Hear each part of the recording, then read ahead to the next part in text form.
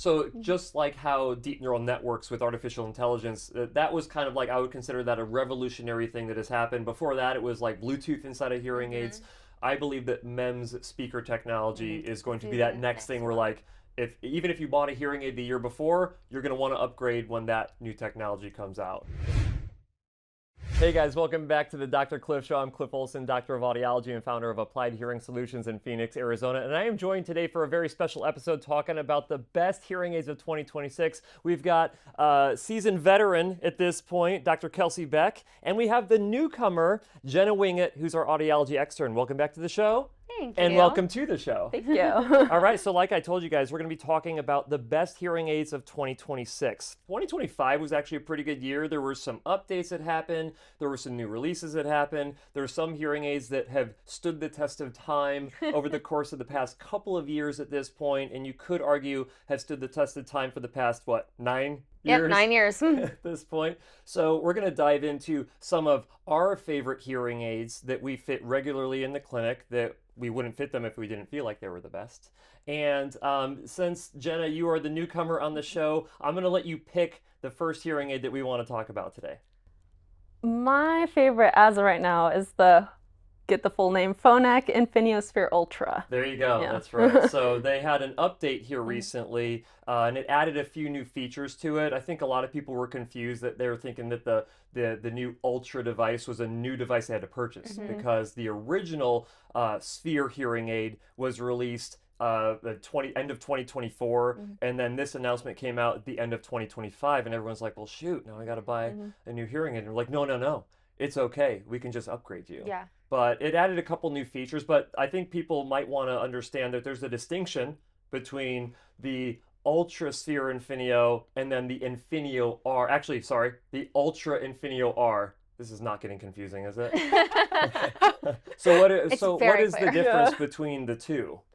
So are you talking the Infinio versus Yeah, the so we have Sphere the versus? Sphere version versus the non-Sphere version Yeah. of the Infinio device. Ultra. Okay. Yeah. Clarification even on my part.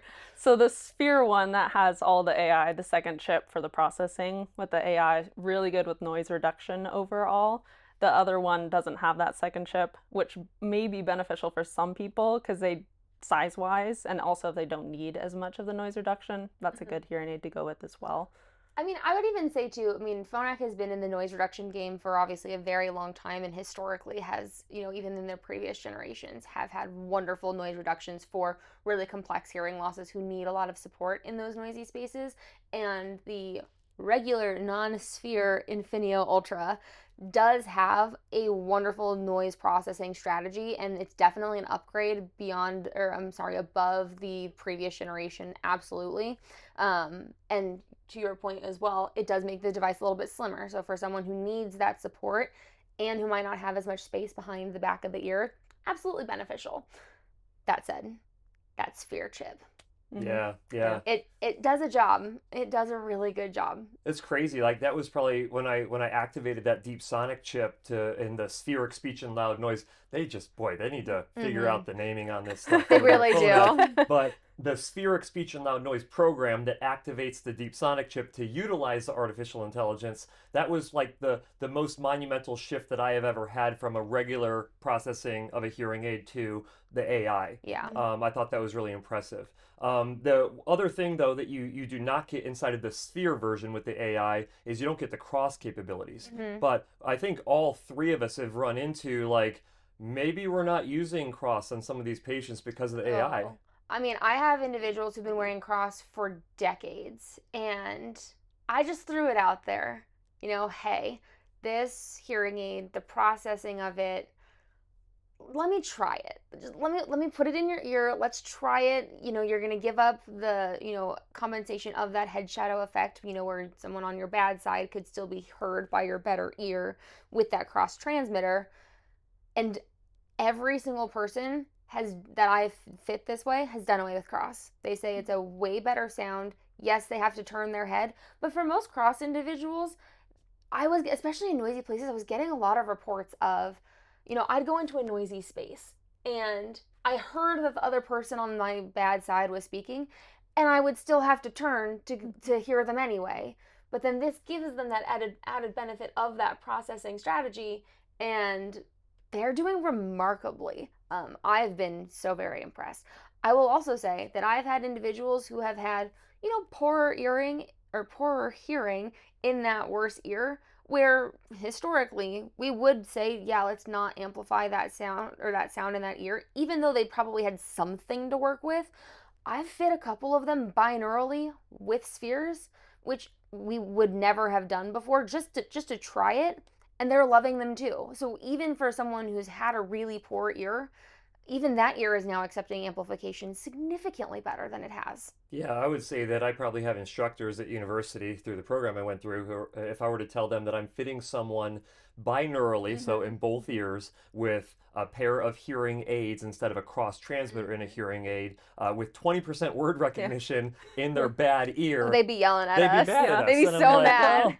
well, But that's what's so fun about tech evolving, is that when you can put so much support in a device and make an ear usable again, I mean, that's the whole goal, right? Right, absolutely. Now, Jenna, we had the Ultra update, so we got to talk like, well, what the heck was that? Because I think everybody was confused when that came out, like I mentioned before. Like, is it a new hearing aid? Is it an update to the hearing aid? What was the biggest thing that they added with the Ultra update to the Infinio line of devices? I think one of the groundbreaking parts of that, which I'm so glad they just did an update instead of a new hearing aid. That was a deal breaker for a lot of people.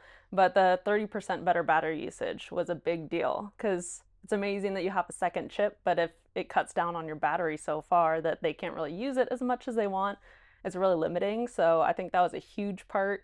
I even had one of my patients test it out for me, and they were able to run it in Sphere for the Sphere program for 10 hours straight until it died. And no one needs it for 10 hours straight, really. Well, I wouldn't say no one, though, because there is a patient at our clinic who actually purchased, when the Sphere came out, 2 sets of them so that he could run the Sphere program all day. And when we couldn't have foreseen this, but, right? I mean, he's wearing them way longer than 10 hours a day anyway, so he still wouldn't get the full battery life. But there are people who have the hearing loss who would want to use that program in even very simple environments, like, a board meeting and things like that. Yeah, I mean, that was a thing when the Sphere first came out, that we were telling people, like, listen, all of this stuff amazing. You have to be willing to accept the fact that you're going to get 6 to 7 hours of battery life if you run the AI, if you leave it. And that was the other thing, is that some people were forgetting and leaving it in the artificial intelligence, because once you switch it in, you're like, this is great. Like, your brain isn't telling you, hey, I got to turn off this better hearing, so you end up leaving it on. Even if you leave a noisy environment, people were reporting that just day to day, they were, in calm environments, they prefer the AI sound processing of that, so they would leave it on. The automatic, like, it will activate automatically. That's something I don't think a lot of people realize, which is a really nice thing about a Phonak hearing aid in general, is with AutoSense, it'll detect your environment and switch you into different program settings. And that you can create a limiter where it only runs for 3 hours, and then it will switch you back into the automatic, one of the other automatic programs inside of AutoSense. Have you guys been turning off the 3-hour time limit since the update? No, haven't really even thought about it, and primarily because, like, if we were to see that there was a massive amount of automatic usage in the data logging of Spheric, we would potentially consider that. But a lot of people, they're getting, 5 to 10% at the most of the AI activation, which isn't really enough for us to warrant that. And then if they're using it more than that, usually they're going in manual for that. This brings up a really wonderful question that I've not thought of until right now. But if we were to turn off that limiter, would that then change that percentage reading in the data logging of that automatic usage to the point where, that might have actually been beneficial for someone? That's a valid point. I don't know the answer to that question, but that warrants a little experiment. I hadn't even thought of it that way, but you're right, because that limiter could be actually limiting that percentage. It could be doing what it's supposed to be doing. Son of a gun. I don't know, because there's also the factor, we also change it, which is a nice feature. Instead of activating at a loud noise, we usually shift it to moderate. Oh, so I shift that thing all the way down. It's all the way down. But at least that will be activating more often anyways, so. But even if it's activating more often, you still run into that time limit. So if someone is wearing their hearing aid, right, on average, best case scenario, 15 hours a day, and we have a 3-hour time limit, I mean, I'm not good at math. Mental math is not my strong suit. What percentage of the time is that? 3 hours is what, 15%? Yeah, I mean, So you're running into 15% of the time, but is that because you're running into that time limiter now? yeah. I'm trying no. to think of how many, like, I haven't seen a huge percent of spheric, I've truth seen be quite told. a few. Yeah. So now I'm curious. All Yeah. right, I'm gonna have to do another Probably have to experiment do and it. get back Look at to us you becoming guys. better audiologists, thinking through our situations that. here on That's the what show. it's for. That's really funny. So, I think that, here in 2026, given that there was just an ultra update to the Sphere hearing aid, I think it's definitely worth still keeping in consideration as being one of the best hearing aids that we'll have this year. I do have one other question about this too, because they made this not a hardware update, but a software and firmware update. Will that then change how updates in the future? I mean, I don't know the answer to this question, wherein we might get fewer and fewer hardware updates, but would they then start wanting to charge for the firmware updates if they're making these groundbreaking changes to how they're functioning? So that's going to be a question to moving forward, is how many hardware versus firmware updates will we get? One of the pieces of advice coming out of Phonak when they did release this is that, like, hey, this is a pretty significant update to the existing hearing aid that we had. They had some extra space on the chip that they had inside of the hearing aid to allow for the updates, but they actually gave the recommendation, like, hey, this is worthy of charging for to do the upgrade, and then left it up to the clinics to do that.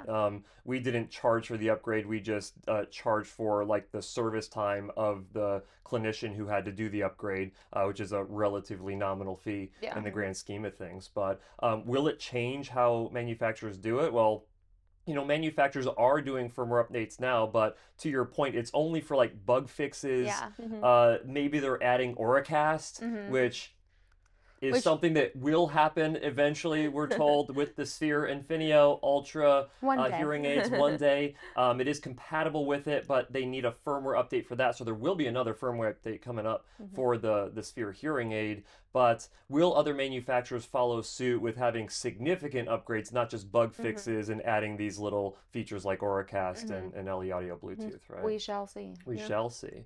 So I think that's enough for the Phonak device. So Dr. Beck, you get to pick the next hearing aid that you think is one of the best hearing aids of 2026. I mean, he's kind of the grandpa of the group at this point, because he was the first newest one out of this, new release cycle. The Intents. That Oticon Intent, I tell ya, I was skeptical, as I always am when they come out with new technology, particularly when it's in kind of an update on something they've been doing. So they've been using that deep neural network and, they, enhanced it or what have you. Man, does that thing work well, particularly for, really, steeply sloping, normal low frequency hearing that just drops off in those high frequencies.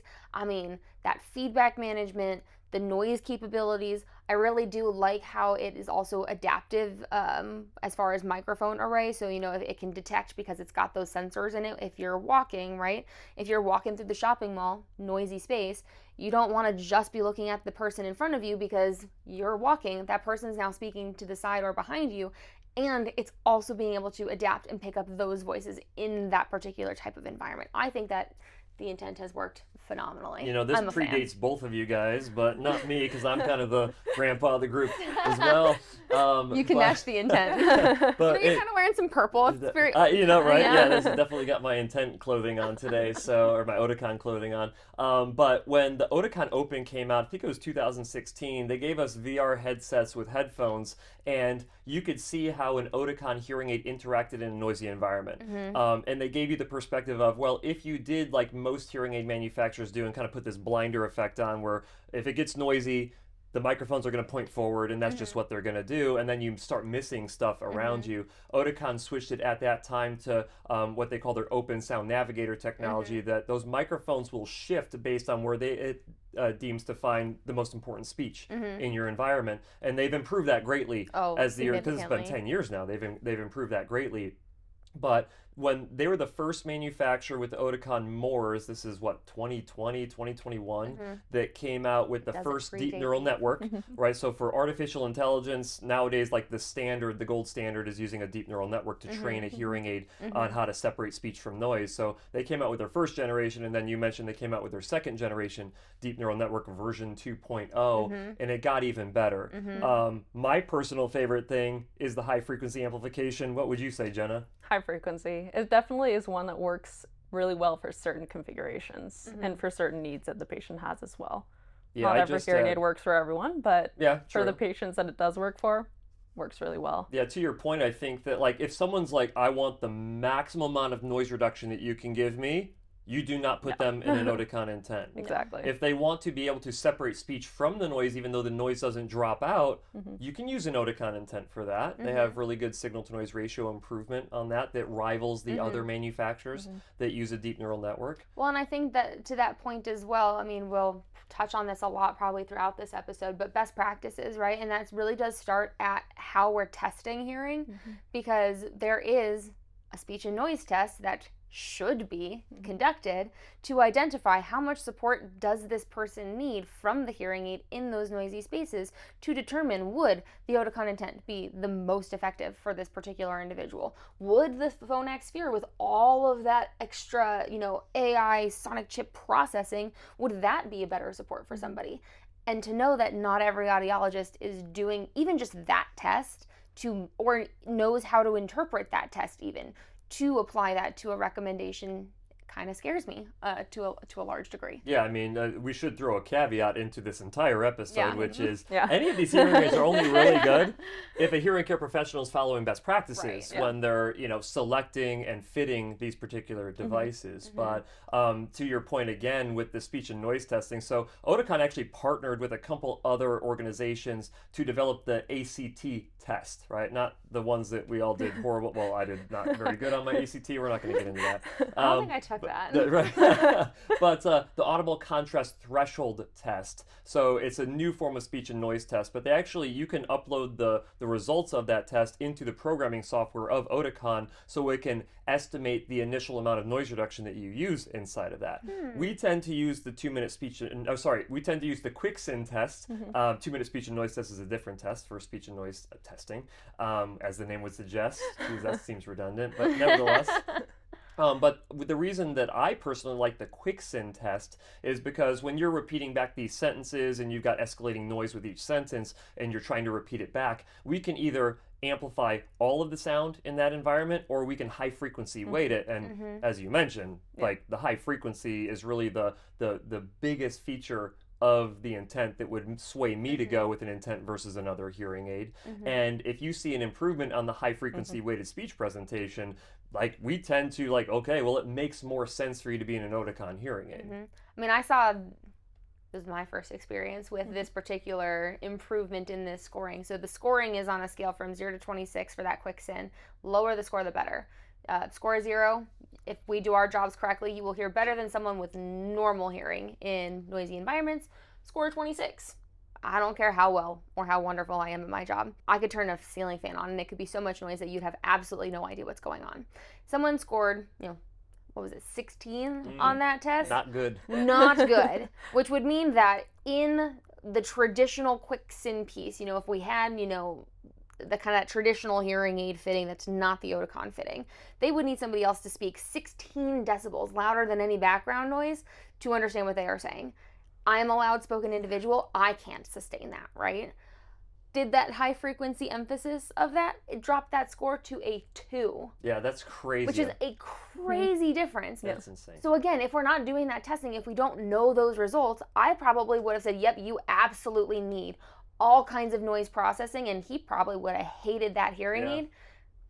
Oticons. Yeah, I mean, and it is a perfect fit for this individual, and he's doing splendidly. I do a lot of comparison because patients, when they come into our clinic, they're looking for their absolute best hearing. So what will happen is that we will test out devices on multiple devices on different people, and even on the same person, to see like, what can I get? And I just literally yesterday had a patient that we were trying to program an alternative option brand hearing aid for his high frequency hearing loss, and I was 10 decibels below his prescription on this alternative brand, and I was at his prescription in the high frequencies, like dead on them with the Oticon Intent. So the Oticon, and this is with a rubber dome, mind you. This isn't even with custom ear mold.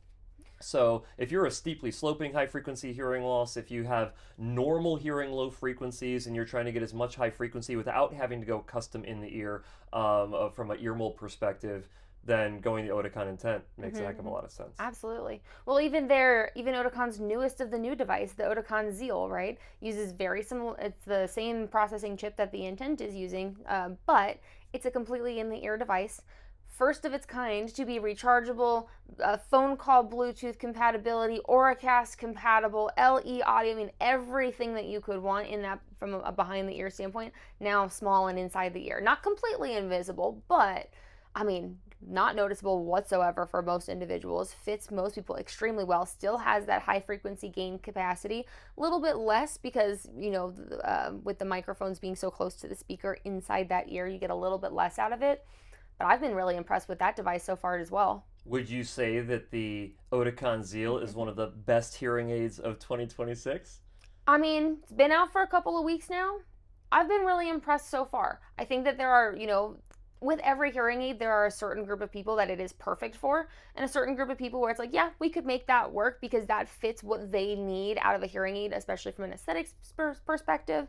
And, you know, sometimes the best hearing aid for someone is the one that they're also willing to wear. And I think that's something that's really important to highlight, because just because this device over here has X, Y, and Z, if that person will not wear that device, it's not the best hearing aid anymore. I would say that all the other comparable devices to the Zeal have a significant lack of features compared to the Zeal. Significant lack So that's of where I features. think that it's like, well, if you're looking for a hearing aid that kind of is the completely in the canal style, you don't have anything that goes behind your ears because you don't like your hair noise, or you're wearing like construction helmet, you're wearing, we have a bunch of people who fly in and they have their own planes and they have their, headsets that they put on over their ears when they're flying and they want to hear on the headset, having a device that goes completely inside their ears. We had a patient. Yeah, exactly. Right? Where we tried it, actually. Right, that we tried that on. We have another patient who she likes to do recreational activities, like skiing and things like that. Yeah. And she's actually a Oticon Intent wearer. Actually, I don't think she's even an Intent wearer. Let me think for a second. She's a Oticon Real, so that predates the Intent by one generation. But she's like, I love this, my Oticon receiver and canal hearing aid. I want something that go completely inside of my ears. Yeah. So a lot of people are getting like two hearing aids. The main one behind the ear that they're able to wear day to day, and then situational ones as well. Like if they have to put on a helmet, things like that. I have been seeing that more as well. Yeah. People will kind of double dip because they work, which is fantastic. Yeah, and if you've got the funds to be able to afford multiple sets of hearing aids, by all means, I have multiple pairs of shoes. I don't wear the same pair of shoes all day. A little bit less expensive. Different colors. Well, I don't know. You guys could be looking at these being like, those look expensive. They're not. But anyway. We love a bargain shopper. Right, exactly. Jena, what would you say your favorite feature of the Zeal is? Well, one thing that I was just thinking about with what we were talking about is I've been pleasantly surprised about the feedback. Because usually with Oticon, there's that shaded area that we don't want to encroach upon with the possibility of feedback. But at least with the Zeals, I've been noticing that we are able to go into that feedback range and not have too much feedback. Yeah, and I just want to be clear, feedback meaning the whistling sound that people would get from their hearing aids, not the feedback that we get back from patients. We want that feedback. We want that feedback. We don't want the whistling feedback. Yeah. And I have a patient that we actually both worked with in FIT, and we're actually comparing right now the Intents with the Zeals, and I've been able to be within 2 or 3 decibels of the prescriptive targets with both of those hearing aids. And he still came back and he said that the Intent was perceptually in his environments that he's in 20% better than the Zeal, right? Doesn't mean the Zeal is is not good. It just means comparatively, will we ever get a same amount of performance on someone with the Zeal as we would a receiver and canal device like the Intent? We shall see. Yeah. It's a hard ask. Yeah, it's a but, hard ask, but you know, that's what they're working on. That's what everyone, I think, for the most part, most manufacturers are working on. How do we make this smaller, more invisible, have all of the bells and whistles, and perform just as well as behind the ear? I mean, that's, you know, it's something that they're working on. And right. And I would say they're much closer now than what they ever were. I mean, we had a couple other hearing aids that were rechargeable, like completely in the canal, even a little bit smaller than what the Zeal is, but they lacked durability. Oh, they lack durability. They lacked ability to amplify high frequency significantly, or any frequency for that matter. Had no low frequency gain that could be added. Right. I mean, just no streaming. Yeah. None of the stuff. The app control, extremely terrible. Yeah. I mean, well, not great. So the Zeal has way surpassed right. the others in this, you know, they call it their new category. It's kind of a similar category, but they've really passed everybody else at this point. Yeah, the one thing that is just funny when you look at it is that wire that it has for the wireless connectivity that wraps in your ear. It's very inconspicuous when you have it in, but when you first look at the hearing, you're like, what the heck is this Yeah, thing? it's a little tail. Or a little tail on there. Yeah. But in any case, I think the other thing that's coming out too is, again, trying to keep more of the in-the-ear devices rechargeable and really trying to do away with disposable batteries in general, because most of the behind-the-ears now, they don't have disposable battery models anymore. And so some of that is going by the wayside. The Oticon Intent only comes in rechargeable, and the Oticon Zeal only comes in rechargeable. You can see a definite trending there away from the disposable battery models to the rechargeable. But there's one other thing that's very similar about the Intent devices and a couple other hearing aids we'll talk about here today, which is Auracast capabilities. So some manufacturers have, and we talked about Phonak a little bit earlier, how they are really ready to upgrade to it when the time is right. They feel like there's not enough places that are using, or enough other devices that are using Auracast yet, so they're not going to upgrade to the new form of LE Audio Bluetooth. But Oticon has. They just had a firmware update a couple months ago that finally made their Intent hearing aids and the Zeal hearing aids directly compatible with Auracast streaming. And we installed an Auracast transmitter inside of our office. Have you actually demoed that with patients yet? It's only been like 2 weeks. No, because I didn't know you finally set it up. Yeah, well, okay. The day I was talking about it, it's been sitting in the office for a little while, okay? Listen, I was missing a cable, okay? It's not my fault. Shipping delays, we had a winter storm. It might have been there for a month and a half before I actually set it up. I gave you some grace. I only said a couple of weeks. I wasn't going to rat you out. It was sitting back there for a while. Good news is, like, these Auracast transmitters are not super expensive. If you want a commercial grade one like we have, you're going to spend $1,800 to $2,500 for one of those. But you can go onto different websites and get Auracast transmitters that your hearing aids can tap into and stream audio directly into your ears. And it's nice that Oticon gives you that capability right now if you were to go into a public venue, or if you have a TV that was likely manufactured in 2025. Most of the TVs coming out since then are having Auracast capabilities, where you no longer need one of those poorly functioning TV streamers, right? I just would say, like, I wasn't a huge fan of Oticon's TV streamer. No, I wasn't. No. Yeah. So, right? I was trying to think of another, like, well, we could stop. No. I mean, it was nice that they had it. Yeah. However, better than nothing. There were challenges with it, for sure. But this is not a beef video. It's not a beef video, no. They're still a wonderful hearing aid. The TV connector still works really, really well. And Auracast is going to be fantastic. Absolutely. Both things can be true. So now we really should dive into, you actually briefly brought this hearing aid up, but Phonak has their custom in-the-ear devices called the Virto Infinio Rs. And these ones essentially do not have the DeepSonic chip. So you don't get the AI processing here. Correct. They still use AutoSense, so it will automatically select an ideal program for you based on the environment that you're in. But this is a nice option if you want rechargeable in the ear. And so, does it work for everybody? Well, again, I don't think any hearing aid works for everybody, but the right fit technology that they're using has allowed them to make this hearing aid pretty small for certain people.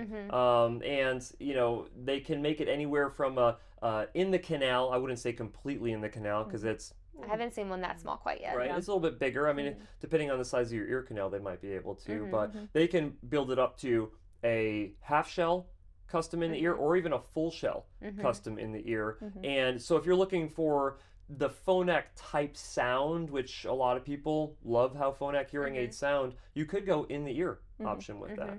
So, but again, they still struggle with the fact that you do not get the Auracast capabilities right now. We don't know when that's coming out, and then you have to do well with the in-the-ear device. Yeah.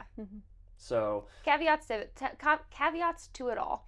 that's right. But again, that's what your provider is supposed to help you with, right? That's why we follow comprehensive best practices. It's why your audiologist should also be following comprehensive best practices to make sure that when we're making a recommendation, it is appropriate for you, your hearing loss, your needs, your wants, your values. And I would say the closest competitor to that particular in-the-ear hearing aid would likely be Starkey's Omega AI devices. Now, I'll say it this way. The Starkey Omega AI line of hearing aids includes both custom in the ear and receiver in the canal. Okay, so with these particular hearing aids, they're the first one to use a deep neural network for the directionality of the microphones. We alluded to how Oticon, does sound processing and directional microphone configuration when you are walking and when you're in a noisy environment, but you have people talking to you from different directions. So Starkey's the first one to come out with a deep neural network to actually do that type of stuff. And if you're listening to like demos and all of that online, sounds really impressive. And we've had a number of Omega AI individuals wearing these hearing aids who have reported really good performance and background noise. Yeah. And of course, you never really know until you fit someone with it and they go to the real world. But I would say that we're getting reported benefit that's on par with some of these other hearing aids that we've worked with for a longer period of time. I think it's kind of give and take when it comes to like the spectrum of like Oticon's on one side of things, Phonak is on the other, and also I've been noticing like Starkey has kind of been going hand in hand with Phonak. For the people who actually need a lot of the noise reduction, Phonak and Starkey are amazing for those. But some of the patients we started with the Phonak Sphere Ultras, and they had some issues with how it was sounding, sound quality wise, just with what they prefer. And then I know some of the patients we switched into the Omega hearing aids and they just prefer the sound quality of those ones. I feel like it marries quite a bit of the ideals from both types of sound processing, both kind of strategies that the other manufacturers are using. It kind of marries some of those together, which is great. And again, showing really great benefit from both kinds of strategies. The other thing that I will say to Starkey's credit as well, their custom fits for both ear molds and the physical fit of their custom rechargeable devices has been really spectacular recently. It always has been, but I feel like I'm requiring fewer remakes on those kind of custom devices than I have for some other manufacturers in recent memory. Where, again, because I don't mind having to have a hearing aid or an ear mold remade, especially when it comes to comfort and fit and all that. That's all very important. I do like when they get it right the first time. I believe Starkey as a is person, really well known for their custom. Yeah, I mean they do hearing protection. I mean their custom things are really wonderful. But I'm the person, I believe if you're going to do something right, you should be doing it right the first time. Otherwise, it's just not worth doing. And I just think the same should apply for ear molds and how we're creating custom devices. For sure, totally agree. It's Starkey, like I said, really well known for their custom. You really can't ignore the custom component of a receiver and canal hearing aid. I think that a lot of people just think that by default, if I'm going to get a receiver and canal device like the Starkey Omega AI, that I can just use a rubber dome with it and get the full benefit out of the hearing aid. And while that is the case for some people, depending on configuration of your hearing loss, it is definitely not true for all individuals. I would say that 50% plus of our patients who are getting receiver and canal hearing aids are getting custom ear molds on those. And I think the industry standard is like 5%. Really? It's ridiculous. Yeah. And you know that they're not hitting prescriptive targets with real ear if you're getting a dome fit on all of these other hearing losses out there, which means that people are sacrificing a ton of the benefit. And one of the best features that is like shows you how good the Omega AI is that when you activate the artificial intelligence with their Edge Mode Plus feature, you can hear it instantaneously, improve the quality of the sound in your environment. And then they let you classify what you're looking for. Do you want just best sound overall? Do you want to focus on speech, or do you want maximum noise reduction? So different people have different preferences, and none of the other manufacturers let you choose what your goal is in that noisy environment, or any environment for that matter. And Starkey Omega AI allows you to do it. And like I mentioned, they are using a deep neural network like the other manufacturers are. If you look at white paper data, which I get it, like every manufacturer has their white paper data that says that they're the best on everything, but if you were to look at their white paper data, they're showing the most amount of signal to noise ratio improvement in a noisy environment compared to all of the other manufacturers that are out there. The other thing that I really like about it is that some patients are like, they need this. If you're someone who has smaller ears, at least the Omega AI gives you the option to have a really small receiver and canal device that goes behind your ear. And there's been a number of patients who have kind of been drawn to that aspect of the hearing aid, not because they're worried about aesthetics. Like, let's be honest, most people really do not care if their hearing aids can be seen. Not anymore. Right? They're not the big, ugly, beige things that they had from back in the day. And everybody's walking around with something on their ears nowadays. Headphones, AirPods, everybody's got something. So I feel like the aesthetics have been of way less concern recently. Even since I've been in practice on my own, since graduating, which is only 3 years ago, that mindset has shifted dramatically in the last couple of years even. One of the studies I did when I was at University of Illinois was we actually went around campus and asked people of a variety of different ages and demographics, like what their perceptions were of individuals who wore hearing aids, and we identified that there was no stigma there. No one cared. So like, I don't know where that is even coming from nowadays. Everyone wants to talk about it, and like, you keep talking about it, but that keeps us thinking that there is a stigma when there's really not. Yeah, I don't think it's anything. I feel like it's better for our generation too, because we're so used to having something in our ears, any Bluetooth device, that I feel like our generation is a little bit more accepting of it as well. Some of the older generations have some of the stigmas behind them just from growing up, but I think it's better now with the technology coming out. I also think too that with the prevalence, or really we're just talking more about hearing protection, I think that has also gone to,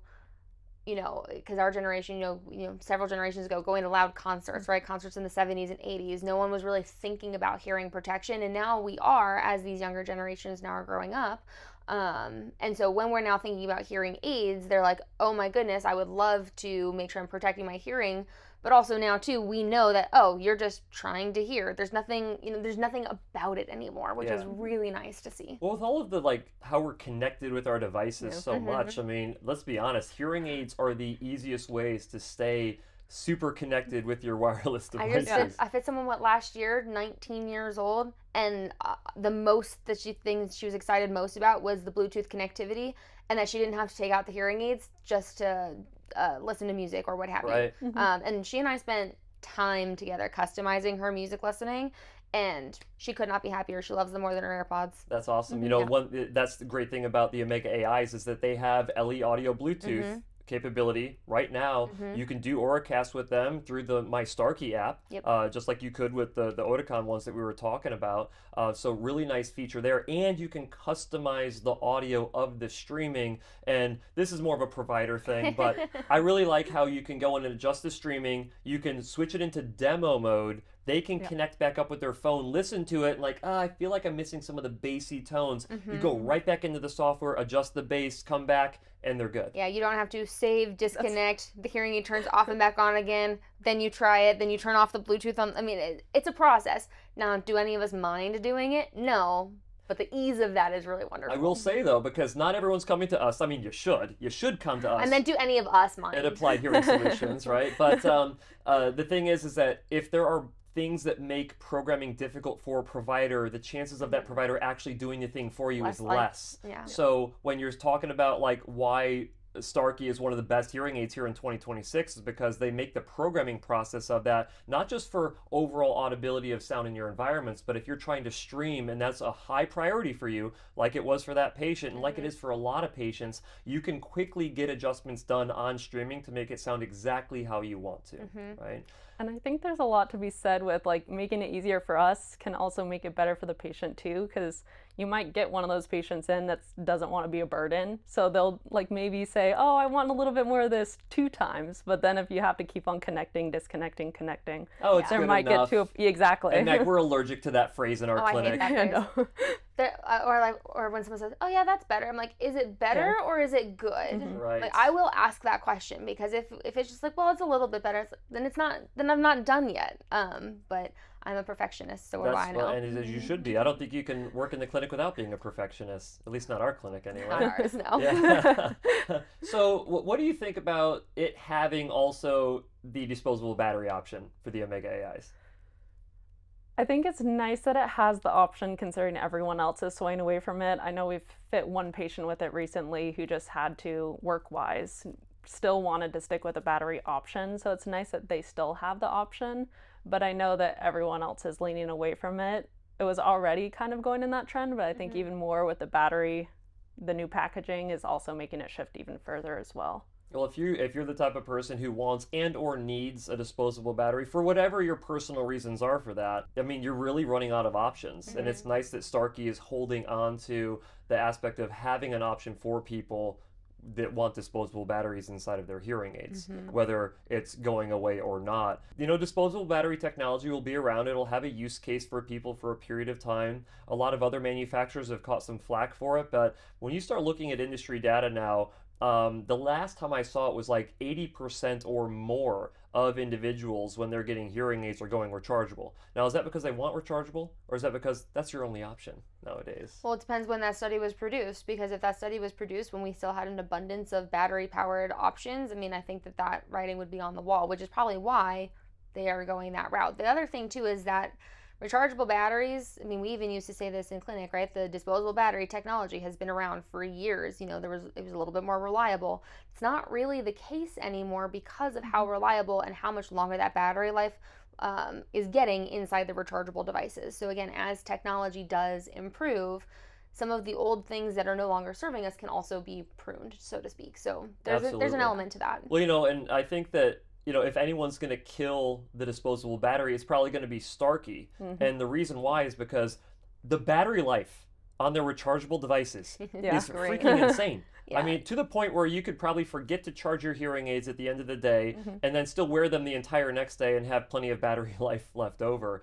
And their AI, so the feature that you activate, the Edge Mode Plus feature, that will not drain your battery significantly more than just running the regular AI inside of the hearing aid. So when you're talking getting 40 to 50 plus hours of battery life per charge, I mean, you know, you're essentially putting your disposable battery options at a disadvantage because the confidence level's there now that you're not going to just run out of battery at dinner because you wear your hearing aids all day. I feel like that was the main fear of disposable is what if sort of situation. What if I ran out of battery? But with rechargeable becoming so much longer of a use, I think it's helping with that fear as well. Absolutely. Yeah, and just to kind of touch on the point of best practices really quick here again, real ear measurement for the Starkey hearing aids has been really good. What I will say is it looks funky in the programming software. Like there's a bunch of like sharp curves and all of there that as an audiologist, I look at that and I'm like, ugh, that makes me wary. it doesn't look good. But then when you're seeing that you're matching prescriptive targets, which is the most important thing about a hearing aid programming, is that you're matching prescriptive targets as closely as possible.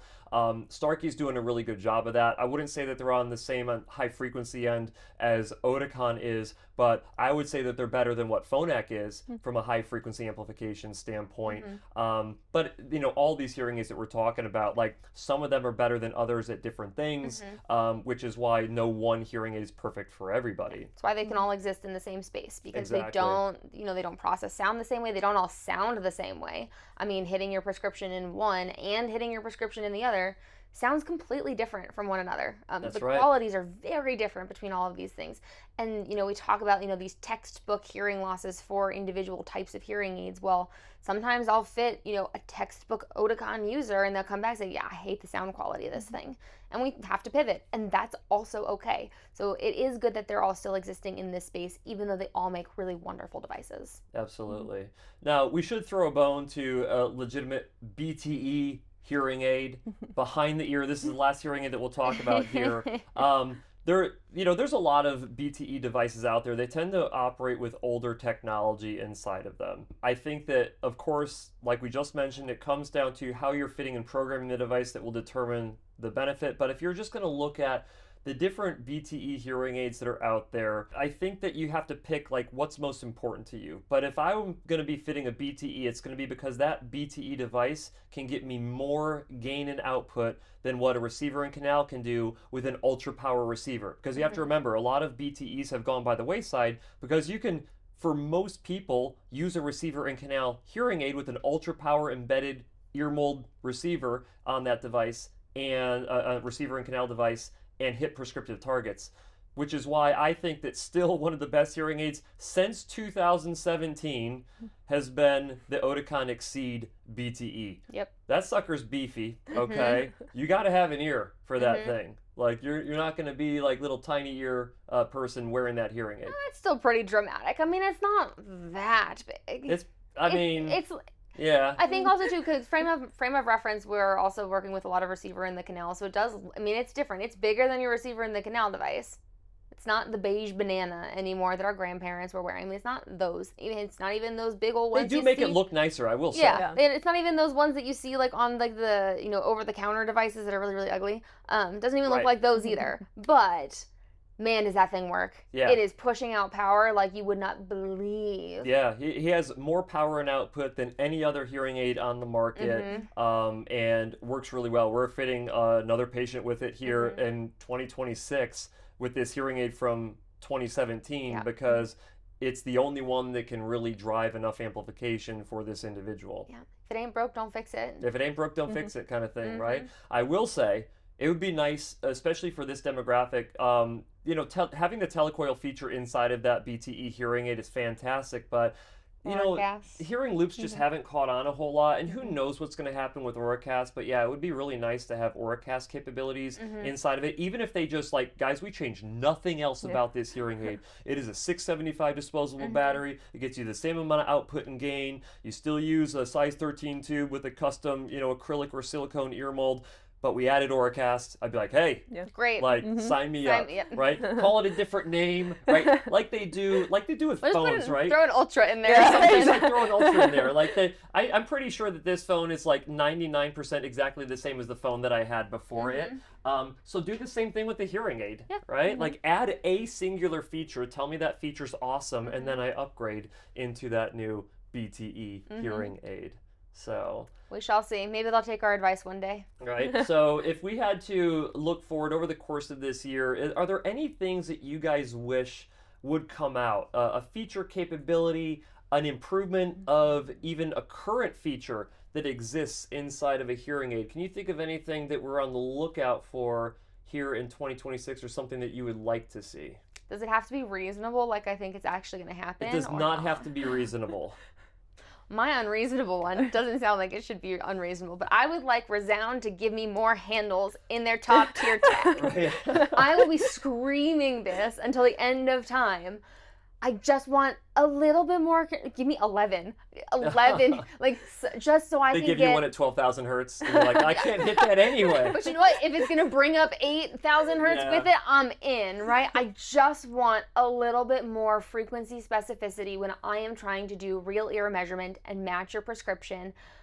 Please. And honestly, I would say that right there is the singular reason why, from a BTE standpoint, I wouldn't say that the Enzo IA is one of the best hearing aids in 2026. Like, I have to have the ability to hit prescriptive targets precisely. Maybe in some clinics, they don't care, right? Our clinic, for our patients, we care about hitting prescriptive targets. So more adjustment bands, the better. Agree. Please. Along with that, also certain hearing aids, the ones that we've mentioned so far are good with it, but there's other hearing aids that don't do well with compression. Making sure that loud sounds are not too loud, soft sounds are loud enough, because sometimes you adjust one and it shifts everything, and you can't find the happy medium. Like they're trying to prevent us from having like horrific compression ratios, but like let us decide for the patient. Let the patient decide. And if we know what we're doing, which we all should, if we're following best practices, I know that they're trying to prevent bad compression ratios. I'm still looking at them. I know that they have built-in safeguards for it. I'm still looking at them, and if I don't like what something is doing, I change it. I'm such a control freak. Let me do it. Let me do my job, because that's what I'm trained to do. Thank you. No, I agree. That's my rant. Kind of along my those TED lines, Talk. I want more precision, but more than what the current receiver technology gives us. So when we say receivers, we're talking about speakers inside of the hearing aids. I want to see MEMS speaker technology come out. I think you were in the demo with us on that. Yeah, Taylor Swift. Yeah, we listened to a Taylor Swift song with those, and there are things that are mixed into that sound that you would only get from a really high quality large speaker that has the capability of producing those sounds reliably in a teeny tiny little device. I want that in a hearing aid. Are you kidding? Yeah. If I could hear the birds in that Taylor Swift song inside of a hearing aid, I would absolutely be overjoyed. You get better low frequency response, better high frequency response, more precision. You have a lot less of the issues in terms of lag of what you're trying to amplify. Pair that with a phenomenal feedback management. Yeah. Can you imagine the hearing losses, especially those high frequency ones that we'd be fitting? Yeah. Oh. So just like how deep neural networks with artificial intelligence, that was kind of like, I would consider that a revolutionary thing that has happened. Before that, it was like Bluetooth inside of hearing aids. I believe that MEMS speaker technology is going to be that next thing where, like, even if you bought a hearing aid the year before, you're going to want to upgrade when that new technology comes out. It'll be that impactful. Will we see it in 2026? Who knows? Not us. But I can Unless promise they're you hiding this. something, who knows? But I promise you this: if it does come out in 2026, we'll be here talking about it. Oh yeah. And I'll give you my lovely little rants as well. Don't worry. That's awesome. That's great. So, Dr. Beck, thank you again for joining us on the show. Jena, thanks so much. You're going to be graduated here in a couple months from now. Beginning You'll be of a June. doctor of audiology Yes. yourself. I've been unloading everything from my head into your head. Same thing with you. You've been giving her all of your experience, and because you did your externship with us. So that's as really well. just all the same information twice. That's exactly right. Yeah, that's good. That reinforcement's Exactly. a positive thing. But thank you so much for being on the show, guys. Guys, if you enjoyed today's episode, make sure that you hit the like button. It really helps out the channel. And if you're not yet subscribed to the channel with notifications turned on, go ahead and do that as well. And we'll see you in the next episode.